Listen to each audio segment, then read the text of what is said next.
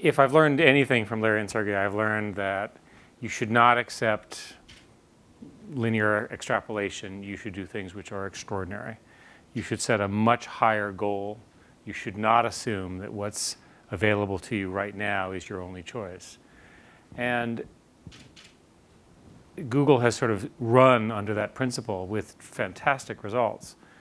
And we find ourselves in a situation where we need more and more and more ideas from brilliant people who are willing to think outside of the box. So in thinking about this, Astra and Megan, sort of the new set of twins here, sort of showed up, and they came up with this idea of we're just inundated by these new ideas. We don't know what to do with them.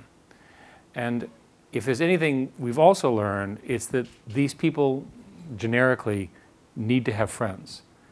They need to share experiences. They need to get funding. They need to get some visibility. They need some advice. Or maybe they just want to have a nice dinner.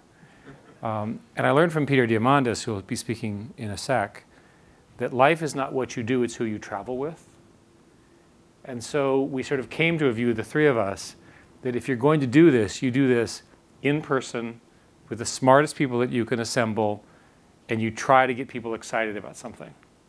And if it's a really good idea and the people are capable of processing it, the leverage of that excitement, the impact that you're going to have is phenomenal.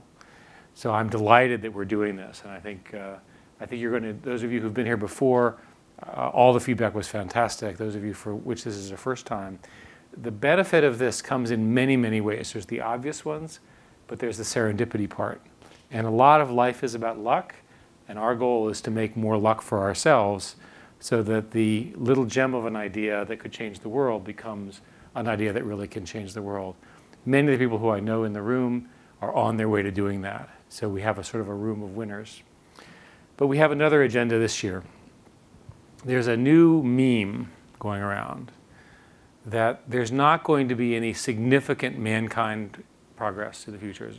A noted economist has studied this extensively. His name is Mr. Gordon. And he's written extensively that basically all of the best inventions are behind us.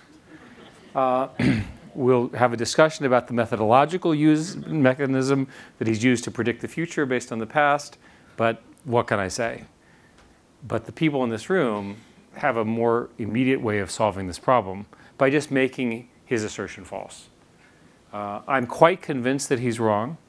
I'm quite convinced that if you look at the plans that are in this room around energy, medicine, DNA, scalable solutions, the impact of people who are not connected today joining us over the next year, that each of these has the possibility of an invention or a life-changing thing at the scale of everything we've done in the past, and in fact, an even greater scale, because there's more people connected, the world is bigger, and we're a lot smarter. So my suggestion here is let's get on with the program. I'm delighted to be here. I'm delighted to have all the Google folks here. You're our guests. All we want to do is to talk to you. And I hope it works in both ways. So thank you so much for coming.